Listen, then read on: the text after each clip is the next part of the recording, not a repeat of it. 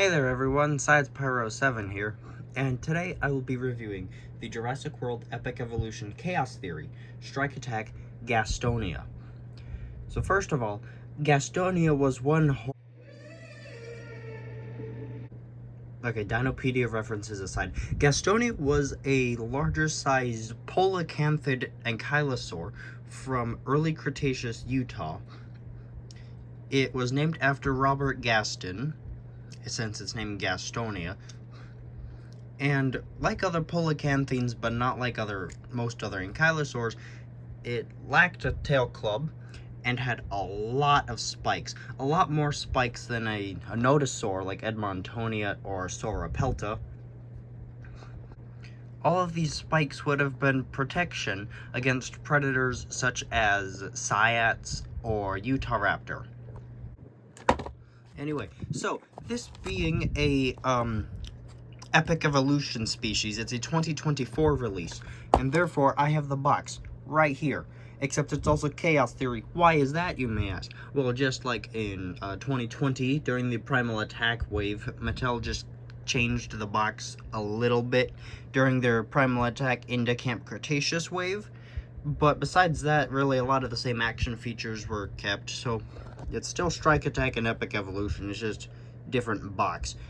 No, Gastonia is not in Chaos Theory. Unfortunately, that would be pretty cool, honestly. But here's the box. You got the typical Dino Trackers into Epic Evolution box with a mountainous region here, the mountains in the background.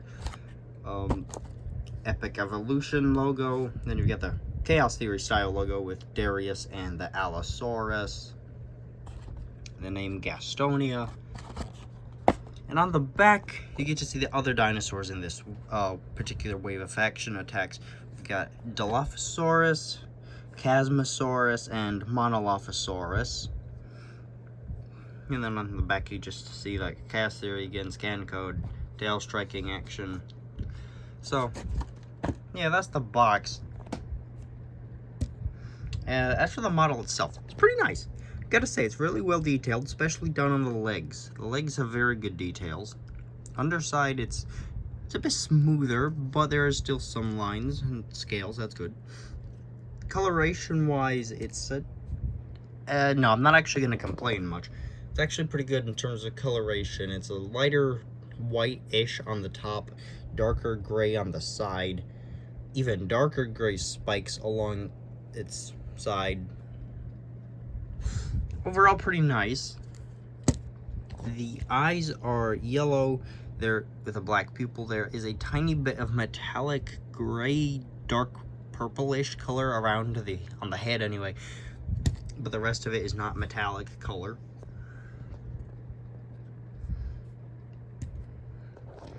The spikes, these spikes actually, from here down,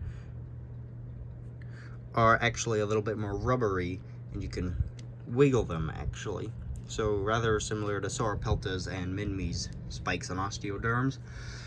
Same with these. The ones on Gastonia's back are also a little bit rubbery and movable, but the rest of them, like the ones on the head, oh, I guess those are too.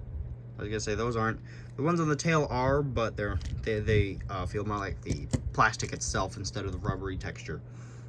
Articulation, it's the coelacanthine ankylosaur, first one of that subfamily that they made. But it still being an ankylosaur, there's not a whole lot of articulation. Mostly because it's a quadruped, which kind of makes sense. The hind legs can move, probably not in a 360 circle, I would not assume. They can stick out a tiny little bit. Front legs can move around, also I would assume not in a 360 circle. But both front legs can move around pretty decently. They're both capable of sticking completely outwards and inwards, actually. So that's besides for Edaphosaurus, I can't think of a lot of herbivores that Mattel made do that. Be able to have their legs go in. So usually their herbivores actually can't even move their front legs like that. And final bit of articulation. This head, Sauropelta looking sculpt head, but that's perfectly fine. It can go down. It can move up and down not ever so slightly. A lot more than Sauropeltas and Minmies. And Ankylosauruses, for that matter. So it's got a pretty good amount of articulation there, and it can also twist in a 360 circle. That's it for articulation. As for the scan code, as usual, you've got the Jurassic leg on the right foot, no scan code on the left foot, but don't worry, that's fine. Mattel still has it. It's very sneakily this spike, which is kind of a bit obvious in person and on camera, actually. Especially from the top, it is brighter white than the rest of the spikes. But besides that, like, you wouldn't be able to tell otherwise. But the scan code for the Jurassic World Facts app's right there. And now, action feature.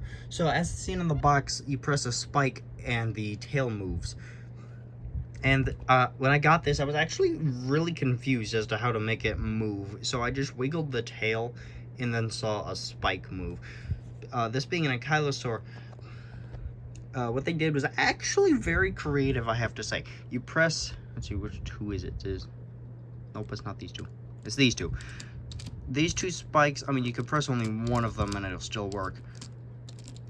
But you press the two in and it shakes the tail. Which, despite lacking a club, that's a pretty cool action feature, I have to say. And if it were a real dinosaur like 20-some feet long, definitely would not want to come across that kind of tail swing. And so, yeah, the Gastonia, I have to say, it's a very amazing model. The details are amazing. The coloration, actually pretty good for a Gastonia. I can't complain that much. The articulation's decent. The action feature and the way that they incorporated it into the body, like a spike instead of a button on the back, or you move the tail and it thrashes like half of the body like they did with their Sauropelta, I have to say it's actually pretty cool. With their epic evolution and whatnot, I guess they are epically evolving the way that they make their dinosaurs have action features, because, like, if you told me 2 years ago we would get something like Gastonia, let alone, but like an action feature incorporated like this that is not a button, I probably wouldn't have believed you. I mean, it's technically a button, but you get what I'm saying. I don't mean one on the back. But anyway, yeah, this is the Strike Attack Gastonia. It's really cool. I actually have to say really cool.